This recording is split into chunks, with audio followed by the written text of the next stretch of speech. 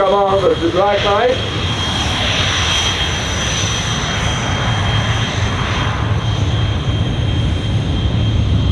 Bill, qui est un Américain, un fils d'un pilote de chasseur américain et qui est devenu un ingénieur électrique, mais qui a œuvré toute sa vie pendant plus de 24 ans dans le domaine de l'aviation, dont 17 ans pour la FAA américaine, la certification, et il travaillait justement à la certification des plans, des modifications sur les nouveaux appareils, voilà. Donc, Bill Comberson, mais également Bill, en plus d'avoir travaillé à la FAA comme ingénieur, et il a toujours aimé le domaine de l'aviation et a été pilote de plusieurs modèles sur G33. Maintenant, mesdames et messieurs, regardez le T-33 Silver Star au décollage.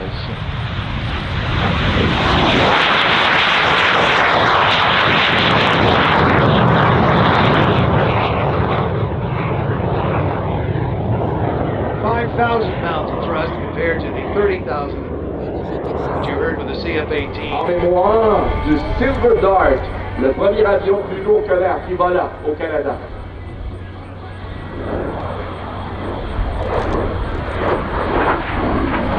Et regardez la feuille d'érable sous le fuselage de ce superbe appareil commémoratif du 75e anniversaire.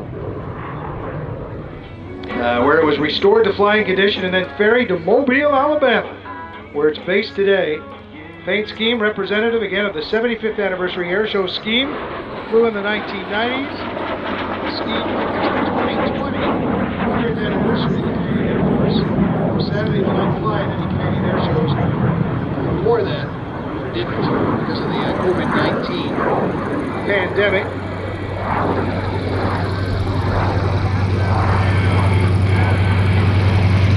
It's still impressive all these years later. Its ability to climb. Bill Culberson of the controls. Et Rick, le C-133 Silver Star, a eu une carrière de voltige aérienne extrêmement prolifique. À l'intérieur de l'équipe, l'ancêtre des Snowbirds, les Red Knights, l'équipe de voltige de l'époque, était aux commandes de ces appareils, les Silver Star.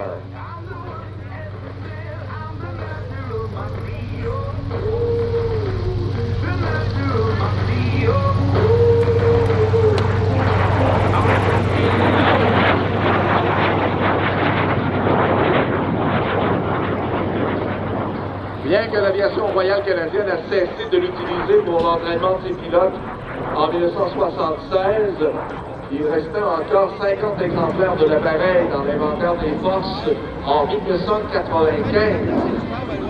Le plus jeune de ces avions avait tout de même plus de 37 ans de vie et avait dépassé sa durée de vie prévue de plus de 2 fois et demi. Pendant sa carrière, le Silver Star aux États-Unis a servi pour la communication, le remorquage de ski, la simulation d'avions ennemis et bien entendu, avions d'entraînement. Facilement reconnaissable à ces deux réservoirs de bout de queue, d'ailes, pardon.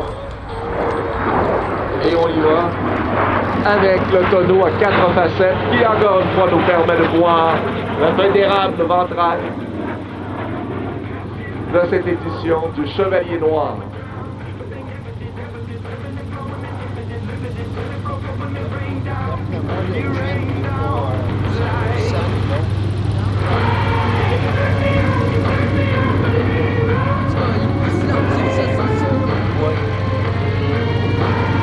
L'avion a été utilisé par une trentaine de pays à travers le monde.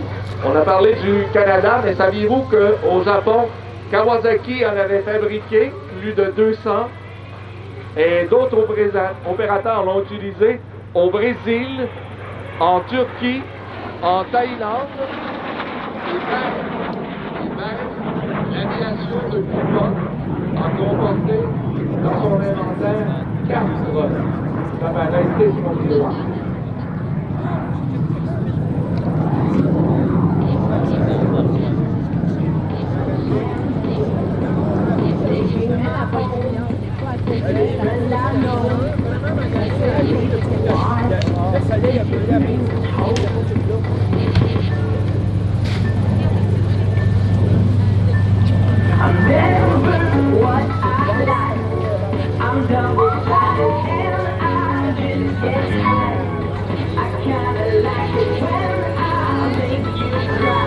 y en a un passé à Ottawa.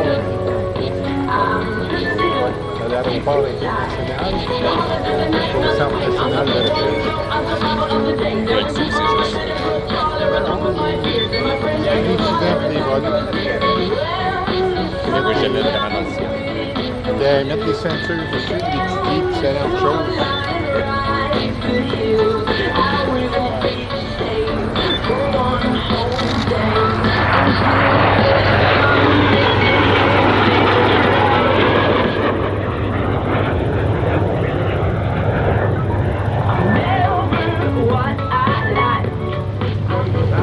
Shooting Star, c'était son nom aux États-Unis. Silver Star au Canada.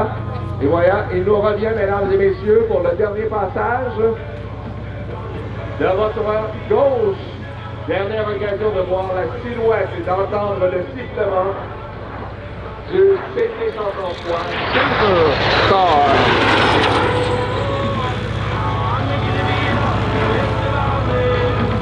What you think about the T-33, Michelle, when it lands? They discovered that the canopy is very rigorous, as a good word for it, very strong. And you slow the jet down to save the brakes. They discovered pretty quickly that if you just open the canopy, it serves as a great speed brake on the ground. So you'll see as the jet recovers, Bill has enough runway that he doesn't really need to, but he may just pop the canopy, and that's not to get some air in there. He's got lots of air in the airplane. It helps slow it down.